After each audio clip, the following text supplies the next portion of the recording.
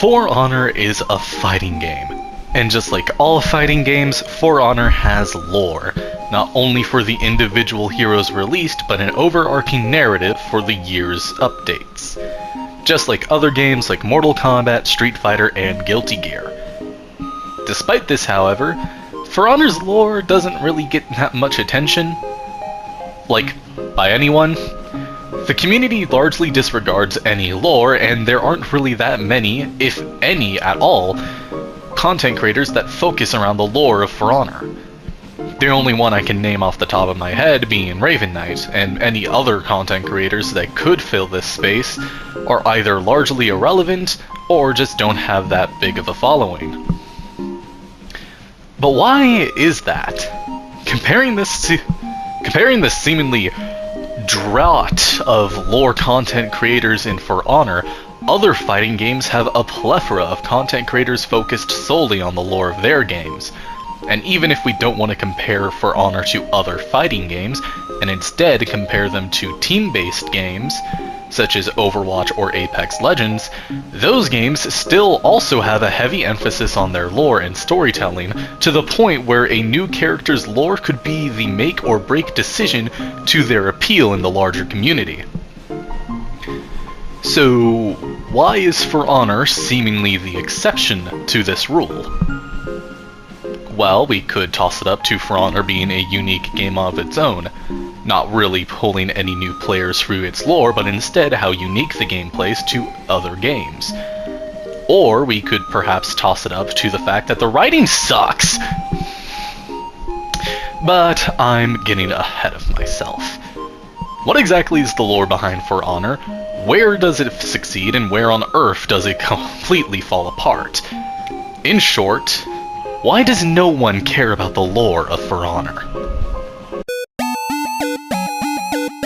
Firstly, we need to actually understand the lore of For Honor in order to understand why everyone doesn't bother with it. I'll be going over the events in a very brief and very crude summary of the lore from the campaign all the way to the current year, being Year 9.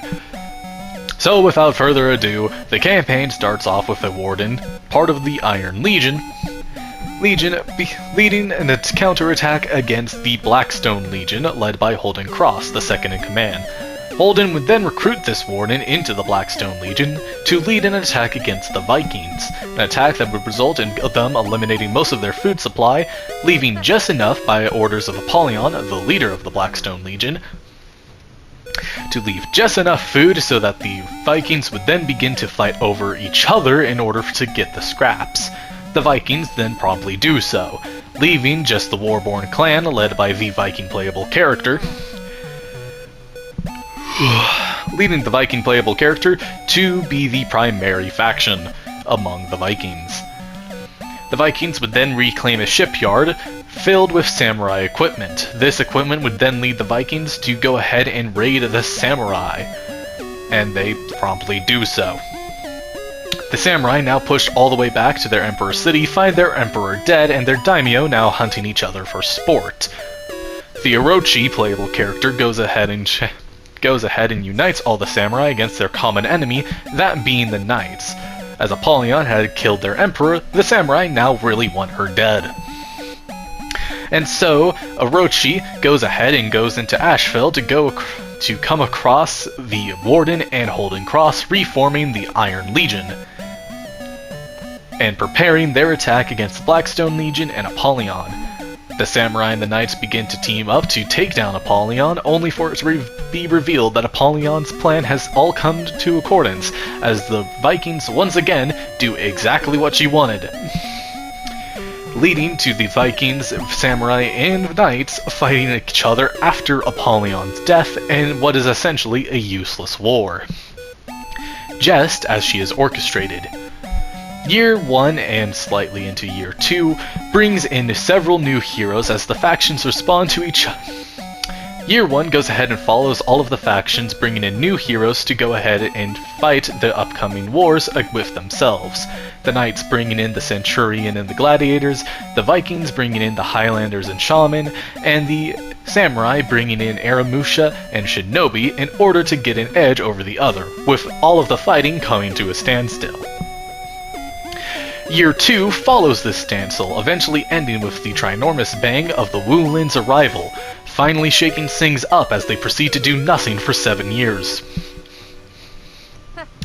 Year 3 is where things start hitting the fan in terms of the quality of the lore. Signs of a second cataclysm, a cataclysmic event that resulted in the For Honor setting of Heathmoor to be pushed back several years in terms of technological advancements. This cataclysm was absolutely devastating, and the signs of a second one brings all of the factions into a frenzy as they prepare to kill each other in order to have the resources necessary to survive a second cataclysm. In order to ensure victory, the Vikings and the Samurai team up together in order to take down the Knights, only for the Knights to bring in the Black Priors and Vortigern. Don't mind him, he won't be necessary for the story. Ori to go ahead and push them back. With them successfully pushed back, the Vikings go ahead and take the opportunity to backstab the Samurai, leading to them bringing in the Hidakiri led by Sakura. Don't mind her, she isn't important to the story. Successfully doing so.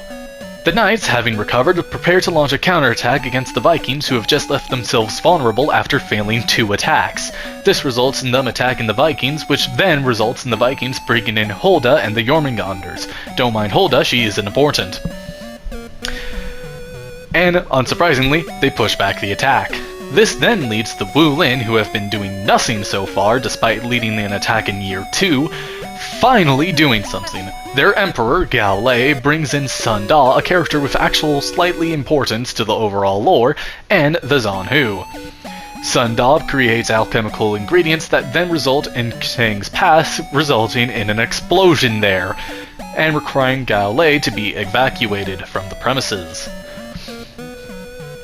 This then leads into Year 4, or where the signs of the cataclysm stops, all the factions try to make peace, only for Astria to rear her ugly head, having gathered the 4 unimportant characters I mentioned earlier in order to form Horkos, an organization hell-bent on following Apollyon and ensuring that her war doesn't die for literally nothing, by doing more war. In response, Holden Cross, now an old man and going by the name of Griffin, forms the Chimera Alliance to put a stop to Horkos. This would then cue 5 years of lore where nothing happens, as all that occurs is Horkos gets their ass handed to them by random heroes, those random heroes actually doing nothing, and Horkos still somehow winning. I kid you not, that is the lore. For 4 years. I wish I could be exaggerating, but it's literally the same stories rinsed and repeated. Horkos does something bad, faction or hero skin counterattacks, counterattack does nothing to Horkos, and Horkos wins. This all leads ahead to Year 9, where General Zhe opens up the opportunity for Astria to finally be defeated at the hands of Gil'jin and the Hatun, leading into the current season, as the last 2 seasons have no part in the overarching narrative,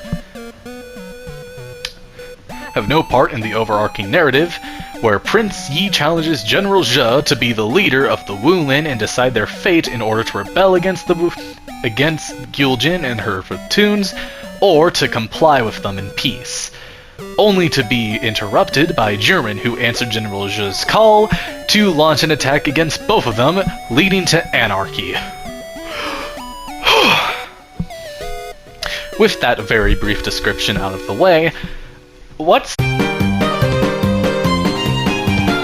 Alright, so what on earth was the purpose of me explaining all of that to you? Well, as I previously mentioned, the lore of For Honor is really convoluted because it goes on many side tangents throughout the seasons, and I provided a very crude summarization. However, it's important to note that around Year 3, they started introducing named characters to be the sort of face of a new hero's arrival, starting with Vortigern as the leader of the Black Priors, being the default male look of the Black Priors. This would become a trend for every new hero's release, and it fucking sucks. Why, you may ask? Well, as I previously mentioned, Vortigern is mentioned like 2 other times in the lore. for like 7 years since his introduction. He is only ever mentioned twice, and we never hear from him say, and we literally never hear him say anything about the current events. Now, bringing in a named character in a story like For Honor does make sense. In fact, we have plenty of perfect examples in Astria, Griffin, and Gyul Jin, all being recurring characters that actually make sense to bring back, as they are leaders of organizations that provide the main conflict for Honor's story. My main issue comes from named characters that are named dropped and then just never show up in the lore again. A great example of this is Katla, aka the face of the Varangian Guard. Since Katla's introduction, she has never been mentioned outside of the season the Varangian Guards were introduced. This means that not only is the lore very limited, we're basically left with nothing about them as a character. Compare this to Holden Cross from the campaign, and it's basically night and day in terms of writing. Now, this is a bit unfair. I'm comparing a character that is from a live update from a character from the campaign. Hey, of course Katla isn't going to have more screen time and writing opportunities. Holden Cross was part of an entire campaign that needed to last like 2+ hours. The issue is, when you compare the writing of Griffin and Holden Cross, it becomes worse. Since Griffin's introduction, all we've gotten to know about him is his initial dialogue during his release back in Season 4. Since then, he's basically done nothing and said nothing. The only thing of note being that he was the one who drove Katla to seek the Varangian Guard. And since then, nothing much. Like, at all. Despite being the leader of the Chimera Alliance, despite being a character from the campaign, Holden just kinda stops being a character and just kinda stops reoccurring altogether. Comparing this to Astria doesn't help either. Astria, since her introduction, gets her initial monologue, and then does and literally says nothing else.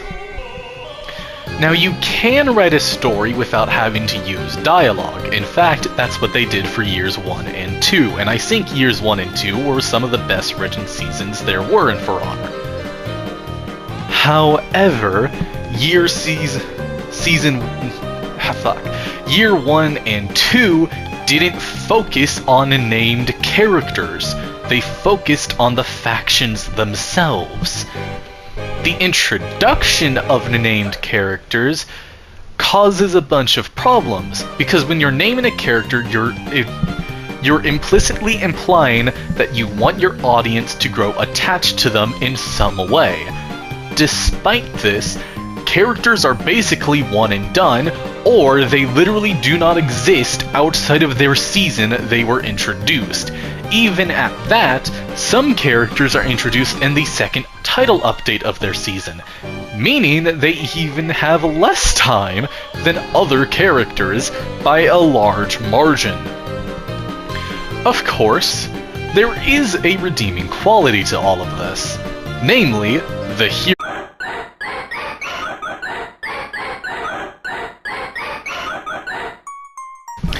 Now, the hero skins do absolute wonders for Honor's stories, and lore in general, as they coincide with the release of the hero skins short stories available on For Honor's website. These short stories do wonders not only in characterizing the characters in general, but getting an audience intrigued by those actions and how they could possibly affect the greater narrative. Unfortunately, For Honor does the biggest blunder of history and repeat the same mistake as other named characters with the hero skins, by never utilizing them outside of the story they were introduced in. Just like Vortiger, Ravier is never mentioned outside of his short story. Conquistador Vela never mentioned outside of her short story. And it sucks! The short stories do so much to not only get us intrigued with these characters and their personalities, but it also does wonders for the overarching narrative. Yet there is no excuse as to why not even one of these characters aren't, reoccurring as an antagonistic force, or as an ally, or in any way general. There's also just the problem that none of these short stories focus on any specific interactions between two characters. It is primarily just the character in question, and that's it.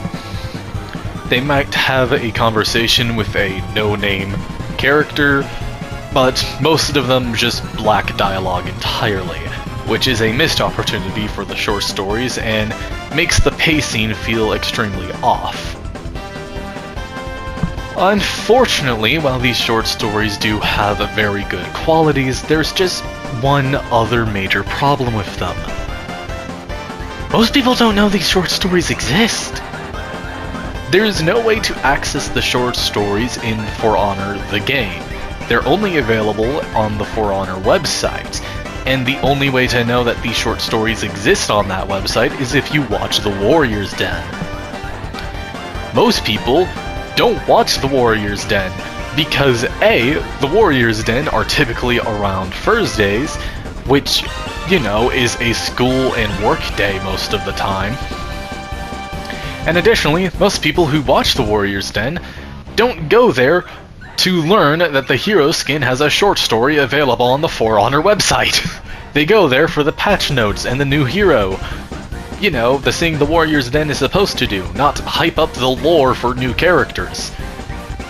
And that's the biggest problem. Most of the lore surrounding For Honor in general is revealed in The Warrior's Den, and not through short stories on their own, which is crazy to think about considering that they do short stories for the hero skins, but not for characters like Gyul Jin, or Astria, or any of the events going on in For Honor's lore right now. But that might just change. You see, in early versions of this script, I was originally planning on having this to finish off with me saying that For Honor should do more short stories that focus on different characters and the current events transpiring in For Honor's lore.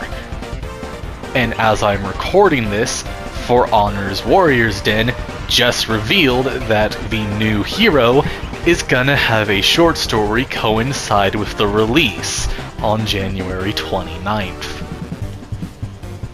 Needless to say, I'm quite excited, but this could be an opportunity to address many of the problems I just listed out.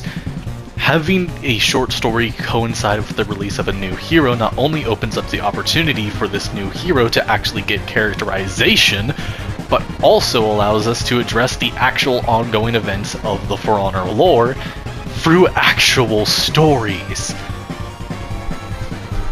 But I still have problems with how For Honor structures its short stories in general. Primarily, as stated earlier, the only way to access these short stories is the For Honor website or the local Raven Knight YouTube channel. But having an archives mode would, I believe, do wonders. Not only having there be one place in the game to see all of the lore, but also allow the opportunity for the writing team to just make more stories to fill in the weeks that have little to no content. Whether it be breaking apart the 3 different parts of the short story to coincide with the 3 weeks after a brand new hero's release, or just having 3-part short stories every 2 months or so instead of the every single title update, or every other title update. Regardless, the level of quality of writing we see in the short stories in general just doesn't seem to reflect the amount of time that is spent writing them. But that is more so just a gripe, with For Honor's likely having to deal with budget constraints, and Ubisoft and the dev team trying their best to work around it. So, no doubt the writing team has had some struggles trying to piece together lore in time for new hero skins release, and now the release of Jiren, the new hero. Needless to say, I do love For Honor's lore and storytelling. I have many many issues with characters and their releases. I have many issues with the lore in general, but I do see the potential for great storytelling. And while I do think it's way too much to ask For Honor to develop full-on cinematic trailers on the same level of quality as games like Overwatch or Apex Legends, I do think the introduction of more short stories in the game in general would do wonders for this game. But that's just my opinion. What do you all think? If you liked the video, go ahead, like, comment, subscribe. This has been Rosa Tulips, and I'll see you all next time. Cheerio.